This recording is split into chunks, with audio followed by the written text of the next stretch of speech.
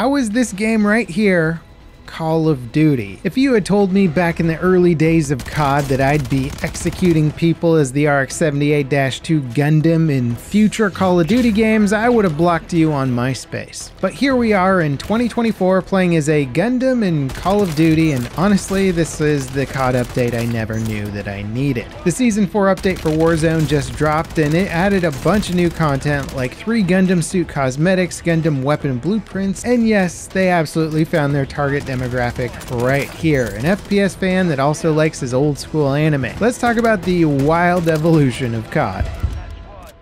So in case you didn't know, I'm actually a big fan of the original Gundam series. It's probably one of my favorites out of all of the series. I even designed and built my own Lego Gundam as a tribute to the franchise, so seeing it in Call of Duty is an absolute trip. This bundle, including the suit, also comes with a weapon blueprint that turns the Striker SMG into a Gundam beam rifle with anime-style bullet tracers and death effects. You also get the Beam Saber, a skin for the Riot Shield, the new finishing move, and a bunch of other stuff. And then there's the other mobile suit bundles that also come with their own unique weapons. Now, I want to give Nvidia a shout out for sponsoring this video. I've always been an Nvidia fanboy. I can't remember the last time I had a PC that didn't have an Nvidia card in it, and it's because they literally offer a competitive advantage.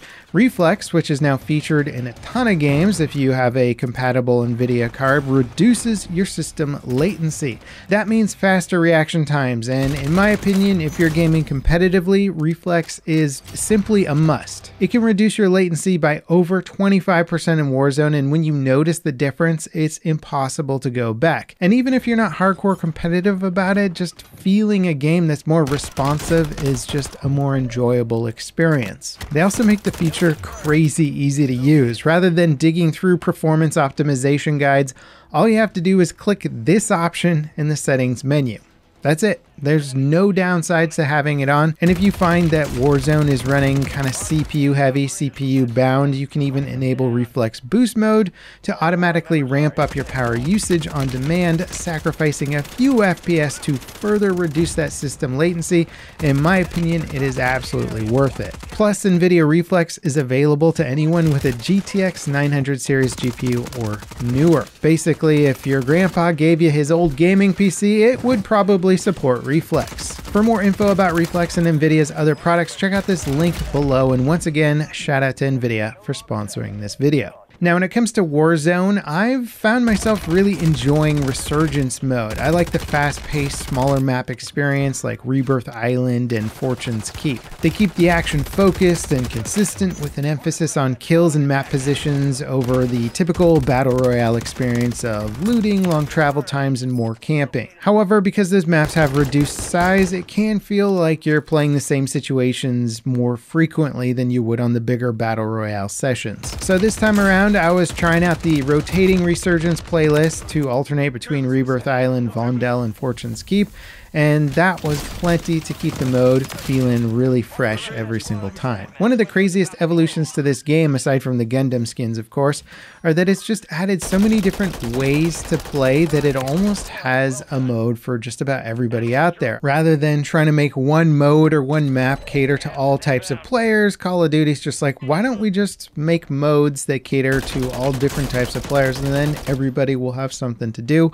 And I found my mode with Resurgence, but it's cool to see other gamers that hadn't played COD in a long time really getting into things like Plunder and whatnot. Now, outside of Resurgence mode, there's also been some Battle Royale map updates for the season. The Popov power plant on Urzikstan has been updated for a limited time event that just launched with the mid-season update. It's themed around Warzone's mutant power-ups and has you dive bombing around toxic waste and all sorts of destroyed buildings. The Gulag has been refreshed with 4 new layouts that feel very streamlined and clean. I'm actually a big fan of these variants as it feels like some of the recent Gulag maps were too complex or cluttered, and keeping things simple with a more mirrored layout and no verticality is is how the Gulag feels like it just should be. Essentially a fair, skill-based fight. The Battle Royale mode also had its player count increased from 100 to 120 players, because, you know, COD can just flip a switch whenever they want to, which is kind of cool.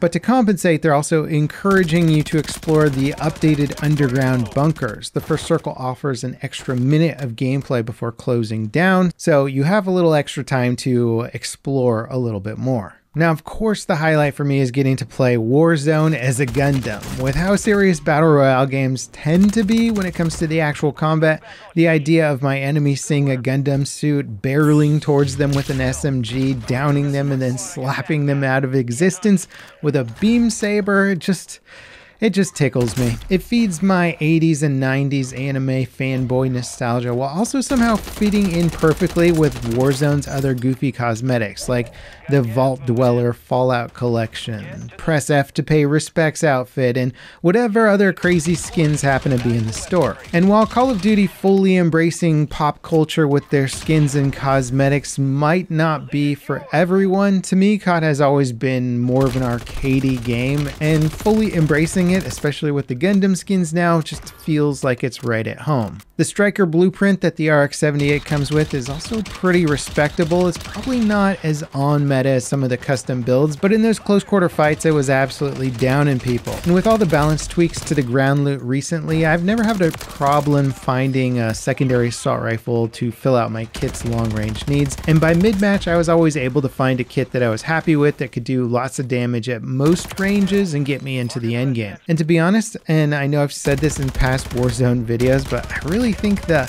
updated balance for ground loot is one of the best changes that they've made to the game, just to make it more enjoyable, more accessible, just feel like you can flow through the game and not have to meticulously plan everything just to get through a single match. Now, usually with a seasonal update for Warzone, there's like one big ticket item that I'm kind of most curious about or invested in. Like last season, it was the Chaos of Rebirth Island. The previous season, it was the zombies content from Fortune's Keep that made the game just feel way more generous and fun.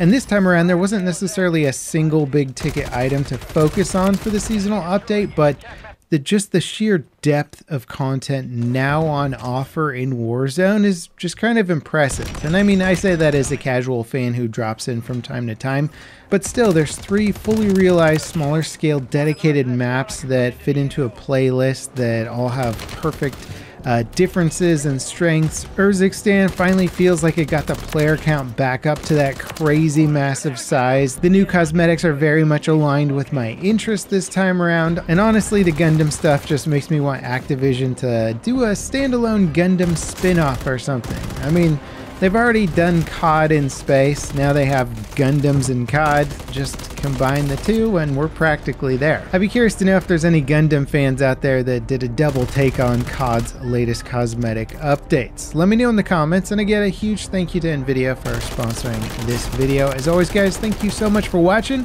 and I'll see you next time. This is Levelcap, signing off.